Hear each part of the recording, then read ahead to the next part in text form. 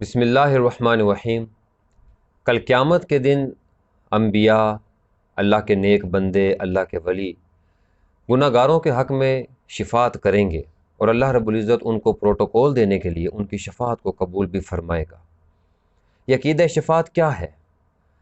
آج اس عقیدہ کی وجہ سے بہت سارے مسلمان ظاہری طور پر گمراہ ہو چکے کہ کل کو ہماری تو سفارش ہو جائے گی، شفاعت کر دی جائے گی، ہم گناہ کرتے بھی رہیں تو ٹھیک ہے کیونکہ ہم تو حضور کے امتی ہیں۔ آئیے اس ویڈیو کے اندر، اس نشست میں ہم اسی عقیدہ شفاعت کو سمجھنے کی کوشش کرتے ہیں کہ وہ کون لوگ ہیں جن کے حق میں شفاعت کو قبول کیا جائے گا، اور وہ کون لوگ ہیں جن کے حق میں کسی قسم کی شفاعت کو اور سفارش کو قبول نہیں کیا جائے گا۔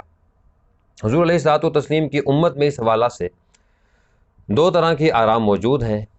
ایک وہ لوگ جو منکرین حدیث کہلاتے ہیں، وہ لوگ جو حدیث کا انکار کرتے ہیں اور اپنے مسائل کو صرف قرآن مجید سے اخذ کرتے ہیں، وہ شفاعت کی مطلقاً نفی کرتے ہیں۔ وہ کہتے ہیں کہ کل قیامت کے دن کوئی جان کسی جان کا بوجھ نہیں اٹھائے گی، ہر بندے کا اپنا عمل ہوگا جس کی وجہ سے یا اس کو جنت میں بھیجا جائے گا یا اس کو جہنم میں پھینکا جائے گا۔ جبکہ ان کے مقابلے میں وہ لوگ جو شریعت کا ماخذ قرآن و حدیث دونوں کو سمجھتے ہیں، وہ شفاعت کو تسلیم کرتے ہیں اور کہتے ہیں کہ کل قیامت کے دن صرف نبی نہیں بلکہ انبیاء کے علاوہ جو عام لوگ ہوں گے وہ بھی اللہ رب العزت کی بارگاہ میں شفاعت کریں گے، اور اللہ تعالیٰ ان کی سفارش کو اور شفاعت کو اپنی بارگاہ میں قبول و منظور فرمائے گا۔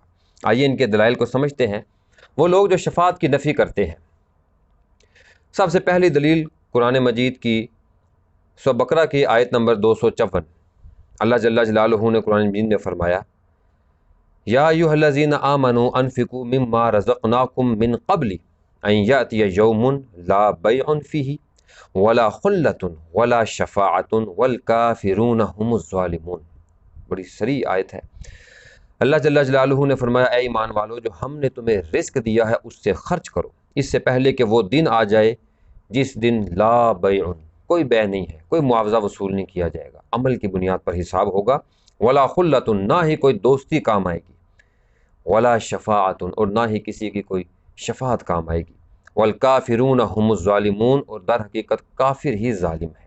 وہ کہتے ہیں دیکھیں صراحتاً اللہ رب العزت نے شفاعت کی نفی فرما دی، تو کس کی مجال ہے کہ جب اللہ نے شفاعت کی نفی کر دی تو وہ اللہ کے سامنے سفارش کرے۔ دوسری دلیل سورہ فاطر آیت نمبر 45، اللہ جل جلالہ نے فرمایا، وَلَا تَزِرُ وَازِرَةٌ وِزْرَ أُخْرَى وَإِن تَدْعُ مُثْقَلَةٌ إِلَىٰ حِمْلِهَا لَا يُحْمَلُ مِنْهُ شَيْءٌ وَلَوْ كَانَ ذَا قُرْبَىٰ۔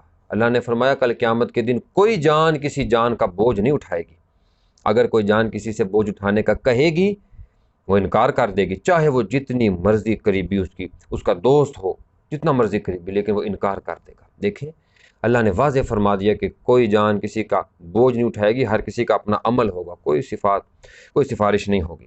تیسری دلیل سورہ یونس آیت نمبر 18، اللہ جل جلالہ نے فرمایا، وَيَعْبُدُونَ مِن دُونِ اللَّهِ مَا لَا يَضُرُّهُمْ وَلَا يَنفَعُهُمْ وَيَقُولُونَ هَؤُلَاءِ شُفَعَاؤُنَا عِندَ اللَّهِ قُلْ أَتُنَبِّئُونَ اللَّهَ بِمَا لَا يَعْلَمُ فِي السَّمَاوَاتِ وَلَا فِي الْأَرْضِ سُبْحَانَهُ وَتَعَالَىٰ عَمَّا يُشْرِكُونَ۔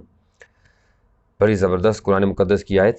اللہ تعالیٰ فرماتا ہے یہ لوگ اللہ کے علاوہ اللہ کے غیر کی عبادت کرتے ہیں جو ان کو نہ نفع پہنچا سکتے ہیں نہ نقصان دے سکتے ہیں، اور کیا کہتے ہیں، کیا کلیم کرتے ہیں کہ یہ ہمارے سفارشی ہیں، یہ اللہ کے ہماری صفات کریں گے۔ اللہ فرماتا ہے کیا تم اللہ کو اس چیز کی خبر دیتے ہو جس کو اللہ بھی نہیں جانتا، نہ دنیا میں کوئی جانتا ہے نہ آسمانوں میں کوئی جانتا ہے، یعنی اللہ نے کوئی سفارشی مقرر نہیں کیا، شفاعت مقرر نہیں کی ہے، تو تم کہتے ہو یہ ہمارے سفارشی ہیں۔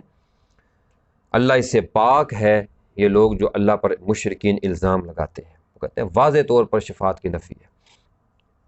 چوتھی دلیل سورۃ زمر آیت نمبر 19، اللہ جل جلالہ نے فرمایا، أَفَمَنْ حَقَّ عَلَيْهِ كَلِمَةُ الْعَذَابِ أَفَأَنْتَ تُنْقِذُ مَنْ فِي النَّارِ۔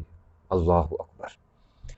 اللہ جل جلالہ یہاں پر مخاطب ہے حضور علیہ الصلوۃ والتسلیم کی ذات سے، اور اللہ نے فرمایا، محبوب کیا جس کے لیے اللہ نے عذاب کو لکھ دیا ہے، عذاب کو ثابت کر دیا ہے، کیا آپ اس کو آگ سے بچائیں گے؟ کتنی بڑی بات ہے یار، اللہ تعالیٰ اور کیسے فرمائے۔ اللہ نے کیٹاگوریکلی یہاں پر شفاعت کی نفی کر دی کہ جس کے لیے میں نے عذاب لکھا ہے کون ہوتا ہے. جب حضور علیہ الصلوۃ والتسلیم کے بارے میں اتنی سخت بات اللہ نے کہہ دی کیا آپ بچائیں گے میرے حکم کے باوجود، تو باقی پھر کدھر گئے؟ وہ کہتے ہیں دیکھیں جب اللہ نے واضح طور پہ شفاعت کی نفی کر دی کہ جس کے لیے اللہ نے عذاب لکھ دیا ہے اس کے لیے کوئی سفارش نہیں ہے، تو آپ کیوں شفاعت کو ثابت کرنے پہ تلے ہوئے؟ اگلی دلیل منکرین حدیث کی جو عقیدہ شفاعت کو تسلیم نہیں کرتے اور شفاعت کی نفی کرتے ہیں.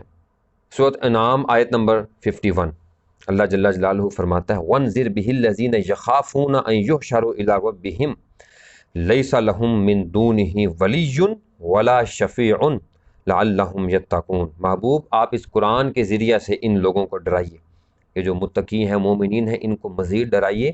وہ لوگ جو کل قیامت کے دن جمع کیے جانے سے خوف کرتے ہیں، اللہ کے سامنے حاضر ہونے سے ڈرتے ہیں، ان کو مزید ڈرائیے. اور کیا بتائیے؟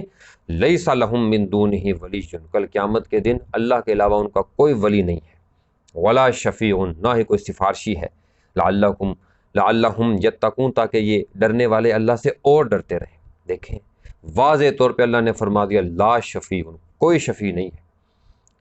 عقیدہ شفاعت کی نفی ہو گئی. چھٹی دلیل بخاری شریف حدیث نمبر 2753 وَانذِرْ عَشِيرَتَكَ الْأَقْرَبِينَ. ویسے منکرین حدیث کا تو انکار کرتے ہیں، لیکن یہاں پر چونکہ یہ حدیث ان کے فیور میں جاتی ہے، ان کے حق میں جاتی ہے، اس لیے میں یہ اپنے طور پر بیان کر رہا تاکہ بات مکمل ہو جائے. جب اللہ رب العزت نے حضور علیہ الصلوۃ والتسلیم کو حکم دیا کہ محبوب آپ اپنے قریبی رشتہ داروں کو اللہ کا ڈر سنائیے، تو حضور علیہ الصلوۃ والتسلیم نے علیحدہ تمام کو مخاطب ہو کر ان کے پاس جا کر ان کو اللہ کا ڈر سنایا. اور کیا الفاظ تھے میرے آقا کے؟ حضور نے فرمایا اے قریش کے لوگوں، تم اپنی اپنی جانوں کو بچا لو، اگر اللہ نے پکڑ کر لی تو یاد رکھو کل اللہ کے سامنے میں تمہارے کچھ کام نہیں آؤں گا. کتنی بڑی بات ہے. پھر حضور علیہ الصلوۃ والتسلیم نے فرمایا اے عبد مناف کے بیٹو، اپنی اپنی جانوں کو بچا لو، کل قیامت کے دن اللہ کے سامنے میں تمہارے کچھ کام نہیں آؤں گا.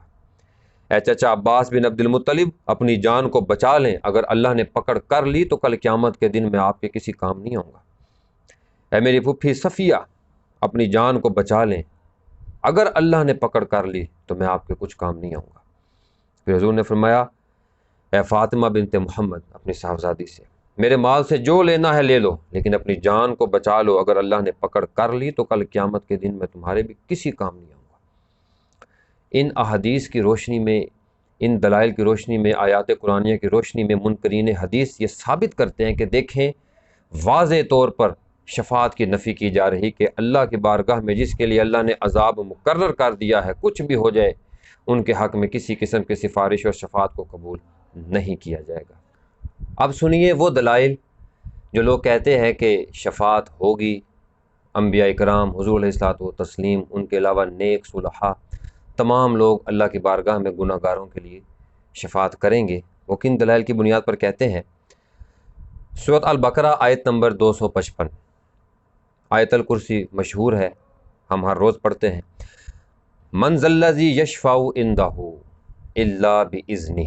اللہ تعالیٰ فرماتا ہے کل قیامت کے دن کون ہے جو میرے سامنے شفاعت کرے گا، کون ہے جو میرے سامنے سفارش کرے گا؟ الا باذنہ، سوائے اس کی اجازت سے. اللہ کے سامنے کوئی سفارش نہیں کر سکتا مگر وہ جس کو اللہ کی اجازت ہو. ہم بھی یہی کہتے ہیں کہ شفاعت بالاجازت ہوگی، بالوجاہت نہیں ہوگی، یعنی زبردستی شفاعت نہیں ہے کہ اللہ نہیں چاہتا کہ یہ جنت میں جائے لیکن نیک لوگ دھونس زبردستی کے ساتھ گناہ گار کو چھڑوا لیں گے، بخشوا لیں گے. ہم اس کے قائل نہیں ہیں. ہم کہتے ہیں کہ جس کو اللہ کی طرف سے اذن ہوگا وہ شفاعت کرے گا، اور جس کے لیے اذن ہوگا اس کے لیے شفاعت ہوگی، اس کے علاوہ کسی کے لیے شفاعت نہیں ہے. یہی ہمارا اہل سنت کا عقیدہ ہے. دوسری دلیل قرآن مجید سورۃ النساء آیت نمبر 64، اللہ تعالیٰ نے فرمایا وَلَوْ أَنَّهُمْ إِذ ظَّلَمُوا أَنفُسَهُمْ جَاءُوكَ فَاسْتَغْفَرُوا اللَّهَ وَاسْتَغْفَرَ لَهُمُ الرَّسُولُ لَوَجَدُوا اللَّهَ تَوَّابًا رَحِيمًا. کہ محبوب جب یہ آپ کی امتی اپنی جانوں پر ظلم کر لیں، گناہ کر بیٹھیں، جاؤکا، آپ کی بارگاہ میں حاضر ہوں، فاستغفر لهم الرسول، تو ان کے لیے رسول دعائے مغفرت کرے، میری بارگاہ میں سفارش کرے، شفاعت کرے، تو یہ بھی اپنے حق میں دعا کریں، آپ بھی کریں، میں ان کو معاف کر دوں گا. تمام علماء مفسرین کا اس بات پر اجماع ہے کہ یہ حکم صرف حضور کی حیات تک نہیں تھا، بلکہ حضور کے پردہ فرما جانے کے بعد بھی اور قیامت کے قائم ہونے تک بھی یہ معاملہ چلتا رہے گا۔ کل قیامت کے دن اگر کوئی گناہ گار حضور علیہ الصلوۃ والتسلیم کو سفارشی بنا لیتا ہے تو اللہ رب العزت حضور علیہ الصلوۃ والتسلیم کی شفاعت کو اس گناہ گار کے حق میں قبول فرمائے گا۔ تیسری دلیل بخاری شریف کی حدیث نمبر 335، میرے آقا نے فرمایا صحابہ مجھے 5 چیزیں عطا کی گئی ہیں جو مجھ سے پہلے کسی نبی کو نہیں دی گئی تھیں۔ پہلی، حضور نے فرمایا 1 مہینہ کی مسافت سے میرا روب اس قبیلے اور بستی والوں پر ڈال دیا جاتا ہے۔ مجھ سے پہلے یہ چیز، یہ خوبی کسی نبی کو نہیں دی گئی تھی۔ دوسری، میرے لیے تمام زمین کو پاک کر دیا گیا اور تمام زمین کو میرے لیے سجدہ گاہ بنا دیا گیا۔ میں جہاں سے چاہوں پاکی حاصل کر سکتا ہوں، تیمم کر سکتا ہوں، میں جہاں پر چاہوں نماز پڑھ سکتا ہوں، اور میری امت کے لیے بھی یہی حکم ہے۔ مجھ سے پہلے نہ نبیوں کے لیے یہ اجازت تھی، نہ ان کے امتیوں کے لیے یہ اجازت تھی۔ تیسرا، حضور نے فرمایا میرے لیے مال غنیمت کو حلال کیا گیا ہے۔ مجھ سے پہلے کسی نبی کے لیے جنگ سے حاصل ہونے والا مال غنیمت وہ جائز نہیں تھا۔ چوتھی چیز حضور نے فرمائی میرے لیے اللہ نے شفاعت کو حلال کیا ہے۔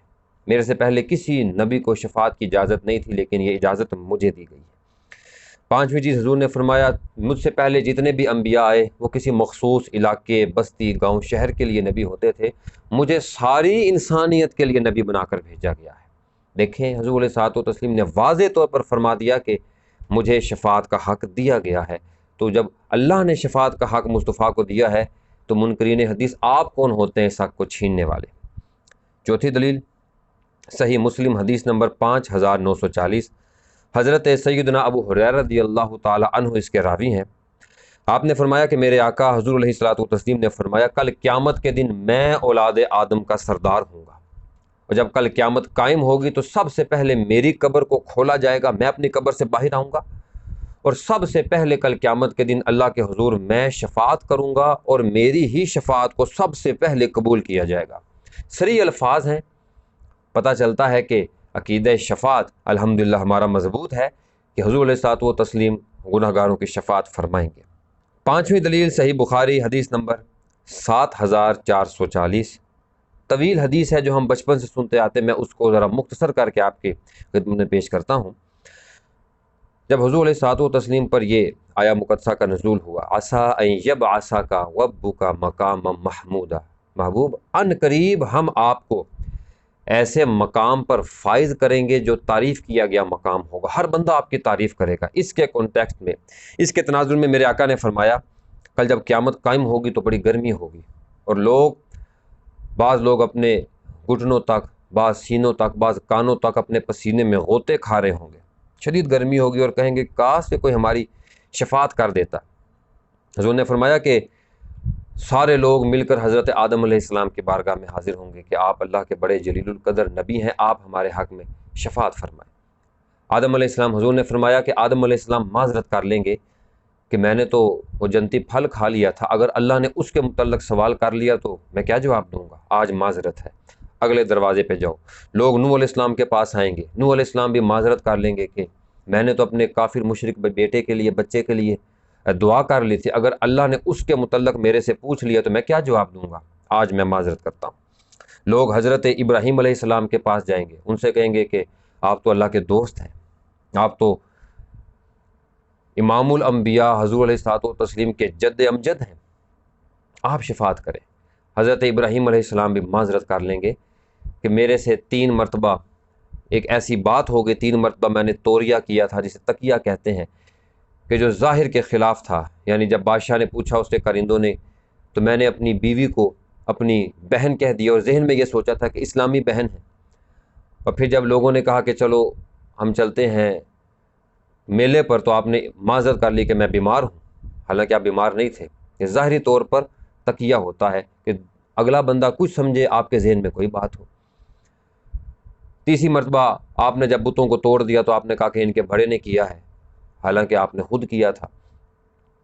تو آپ نے کہا بھی اگر اللہ نے میرے سے ان 3 باتوں کے متعلق پوچھ لیا تو میں کیا جواب دوں گا، آج معذرت ہے، اگلے دروازے پر جاؤ۔ لوگ موسیٰ علیہ السلام کے پاس آئیں گے، ان سے کہیں گے کہ آپ تو کلیم اللہ ہیں، ہماری سفارش کریں۔ موسیٰ علیہ السلام بھی معذرت کر لیں گے کہ میں نے تو ایک قبطی کو تھپڑ یا مکہ مار کر ہلاک کر دیا تھا، اگر اللہ نے میرے سے اس کے متعلق پوچھ لیا تو میں کیا جواب دوں گا؟ اگلے دروازے پر جاؤ۔ لوگ حضرت عیسیٰ علیہ السلام کے پاس آئیں گے، آپ اللہ کی روح ہیں، اللہ کا کلمہ ہے، آپ ہمارے حق میں شفاعت کریں۔ عیسیٰ علیہ السلام بھی معذرت کر لیں گے کہ لوگوں نے تو مجھے اللہ کا بیٹا اور خود خدا بنا دیا تھا، اگر اللہ نے میرے سے، حالانکہ اس میں ان کا کوئی جرم نہیں تھا، حالانکہ حضرت عیسیٰ علیہ السلام کا اس میں کوئی جرم نہیں تھا، کوئی گناہ نہیں تھا معاذ اللہ، لیکن چونکہ لوگوں نے یہ گناہ حضرت عیسیٰ علیہ السلام کے ساتھ منسوب کر دیا تو آپ کا تقویٰ یہ تھا کہ اگر مجھ سے اس کے متعلق بھی پوچھ لیا گیا تو میں کیا جواب دوں گا؟ آپ نے معذرت کر لی، آپ نے کہا اگلے دروازے پر جاؤ۔ تو حضور نے فرمایا پھر لوگ میرے پاس آئیں گے اور میں اللہ رب العزت سے دعا کروں گا تو اللہ جل جلالہ میرے لیے عرش کے دروازے کھول دے گا، میں عرش پر جاؤں گا اور وہاں پر طویل سجدہ کروں گا، پھر اللہ فرمائے گا ارفع راسک یا محمد، اے محمد اپنے سر کو اٹھائیے، سل ستؤتا، اب مانگیے جو مانگتے ہیں آپ کو دیا جائے گا، کریے شفاعت۔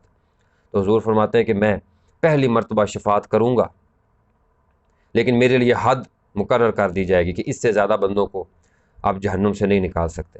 حضور فرماتے ہیں کہ حد کے مطابق میں گناہ گاروں کو جہنم سے نکال کر جنت کا مالک بناؤں گا۔ دوسری مرتبہ حضور فرماتے ہیں میری نظر پھر پڑے گی، میری امتی گناہ گار لوگ جہنم میں جل رہے، آپ فرماتے ہیں میں دوسری مرتبہ پھر سجدے میں جاؤں گا، اللہ تعالیٰ دوبارہ اجازت دے گا لیکن حد مقرر فرمائے گا۔ آپ نے فرمایا دوسری مرتبہ بھی گناہ گاروں کو جہنم سے نکال کر جنت کا مالک بناؤں گا، تیسری مرتبہ پھر سجدہ کروں گا، اللہ تعالیٰ پھر سے اجازت آپ فرمائے گا۔ آپ فرماتے ہیں کہ تیسری مرتبہ ہر اس بندے کو میں جہنم سے نکال دوں گا جو گناہ گار ہوگا سوائے اس کے جس کو قرآن نے روک لیا ہو۔ اور قرآن کو کس نے روکا ہے؟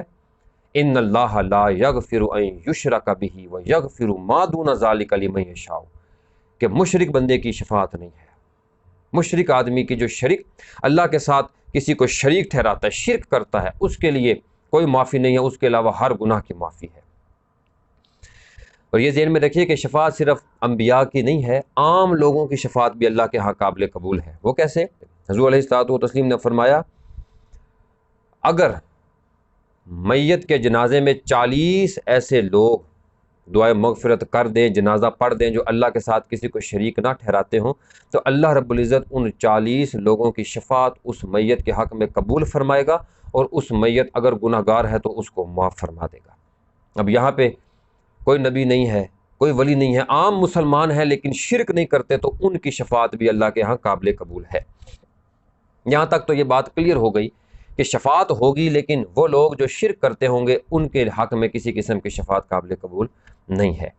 یہاں پر میں آپ کو ایک نئی فکر دینا چاہتا ہوں۔ یہ دلائل سمجھنے کے بعد ہم عام مسلمان، عام بندہ وہ پریشان ہو جاتا ہے، وہ کہتا ہے کہ جب ہم قرآن کی آیات کو دیکھتے ہیں تو شفاعت کی نفی سامنے آتی ہے، احادیث کو دیکھتے ہیں تو عقیدہ شفاعت ثابت ہوتا ہے، اب ہم کیا کریں؟ ظاہری طور پر تو آپ کو حدیث قرآن مجید سے ٹکراتی ہوئی نظر آتی ہے، لیکن اس کا بڑا آسان سا جواب ہے کہ قرآن مجید کی وہ آیات جن میں شفاعت کی نفی کی گئی ہے یہ ان لوگوں کے لیے نفی ہے جو اللہ کے ساتھ کسی کو شریک ٹھہراتے تھے، جو شرک کرتے تھے، یہ کافرین کے حق میں شفاعت کی نفی کی جا رہی ہے، وگرنہ آپ کے سامنے احادیث، صحیح سند احادیث کی روشنی میں یہ بات واضح ہو چکی کہ جن کے لیے اللہ کے نبی، انبیاء، نیک لوگ، عام لوگ بھی شفاعت کریں ان کے حق میں شفاعت قبول کی جاتی ہے۔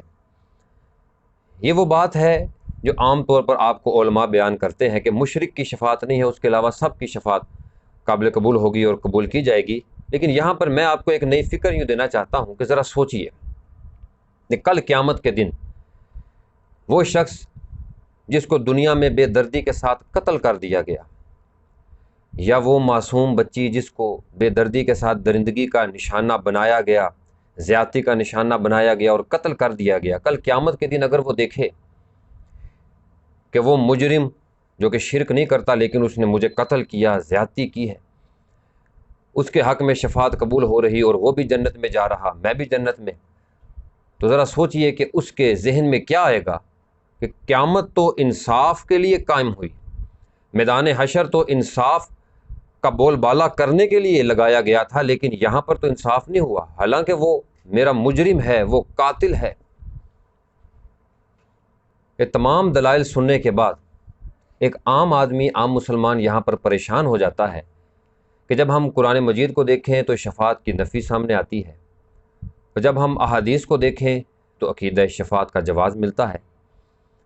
یہ اصل مسئلہ ہے کیا؟ تو آئیے اس کا حل بڑا سادہ اور آسان ہے کہ قرآن مجید کے اندر جن آیات میں شفاعت کی نفی کی گئی ہے وہ ان لوگوں کے لیے شفاعت کی نفی ہے جو اللہ کے ساتھ دوسرے خدا کو معبود مانتے، شرک کرتے تھے۔ اللہ کے ساتھ کسی کو شریک ٹھہرانے والوں کی شفاعت کی نفی ہے۔ اس کے علاوہ کوئی بھی گناہ گار ہو اس کے لیے حق شفاعت ثابت ہے۔ قرآن میں ان اللہ لا یغفر ان یشرک بہ ویغفر ما دون ذلک لمن یشاء، کہ اللہ تعالیٰ صرف مشرک کو معاف نہیں کرے گا، اس کے علاوہ جسے چاہے گا جیسے چاہے گا معاف کر دیا کرے گا۔ یہاں پر میں آپ کو روک کر ایک نئی فکر دینا چاہتا ہوں۔ یہ بات تو آپ نے یقیناً بہت سے علماء سے سنی کہ مشرکین کی شفاعت نہیں ہے، اس کے علاوہ ہر گناہ گار کی شفاعت ہے، لیکن ذرا ایک لمحہ یہاں پر رک کر سوچئے، کل قیامت کے دن وہ انسان جس کو دنیا کے اندر بے دردی کے ساتھ قتل کر دیا گیا ہو، یا وہ معصوم بچی جس کو درندگی کا نشانہ بنایا گیا، قتل کر دیا گیا، وہ دیکھے گی کہ میرا مجرم چونکہ شرک نہیں کرتا تھا لیکن مجرم ہے، گناہ گار ہے اور گناہ کبیرہ کرنے والا، اس کے حق میں بھی کیا شفاعت قبول ہوگی؟ تو یہاں پر جب وہ معصوم انسان دیکھے گا کہ میرا قاتل، یا وہ بچی دیکھے گی کہ وہ زانی، وہ میرا قاتل جو ہے زیادتی کرنے والا، اس کے حق میں بھی شفاعت قبول ہوگی، وہ بھی جا رہا جنت میں، تو وہ کیا سوچے گا؟ یہ تو اللہ کے انصاف کے اوپر بہت بڑا اعتراض بنتا ہے کہ اللہ نے جو میدان حشر کو قائم کیا ہے وہ انصاف دینے کے لیے قائم کیا، اور آپ اس کو شفاعت کے ذریعے سے معاف کروا رہے ہیں۔